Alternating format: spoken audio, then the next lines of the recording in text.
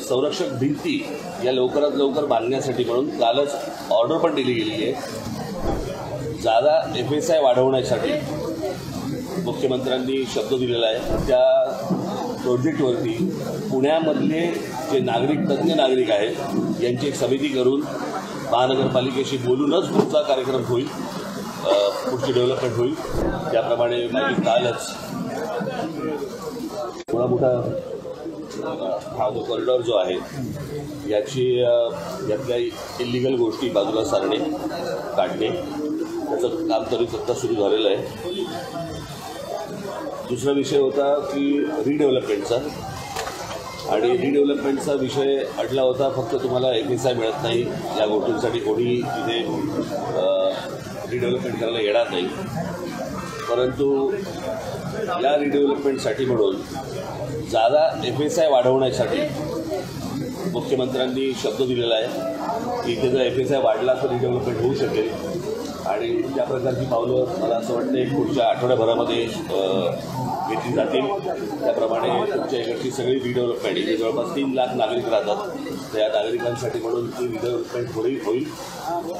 तिसरा विषय होता तो म्हणजे तुमची जी वाहनं आहेत, जी वाहनं या पाण्याखाली गेली आणि इन्शुरन्स कंपन्या तुम्हाला इन्शुरन्स देत नाही आहेत, तर कालच मुख्यमंत्र्यांनी पुणे महानगरपालिका आयुक्त आणि कलेक्टर या दोघांनाही सांगितलेलं आहे की इन्शुरन्स कंपन्यांबरोबर बोलून घ्यायचं आणि त्या इन्शुरन्स कंपन्यांकडनं सगळ्या व्हेकल्स ज्या आहेत ज्याचा इन्शुरन्स लवकरात लवकर करून घ्यायचं आहे त्या सर्व नागरिकांना देण्यासाठी म्हणून।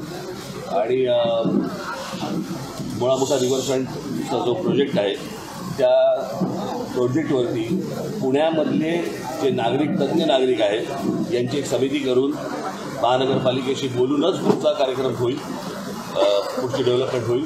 तोपर्यंत ती होणार नाही, आणि त्याच्यासाठी म्हणून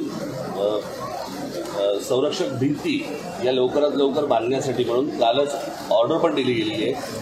तर त्याच्यामुळे या 4-5 गोष्टी महत्त्वाच्या झालेल्या आहेत। जी 2 मुलं गेली, ज्यांना शॉक बसला आणि 2 मुलं गेली, त्या 2 मुलांसाठी म्हणून आता जी मुलं गेली ती काही बिचारी परत नाही येऊ शकत, परंतु त्यांच्या घरच्यांसाठी मदतीसाठी म्हणून प्रत्येक दोन्ही घरांमध्ये 10-10 लाखाचा चेक कालच मुख्यमंत्र्यांनी पाठवला आहे। तो आज कलेक्टरकडे जाईल आणि कलेक्टर त्यांच्यापर्यंत तो चेक त्यांच्यापर्यंत पोहोचवतील।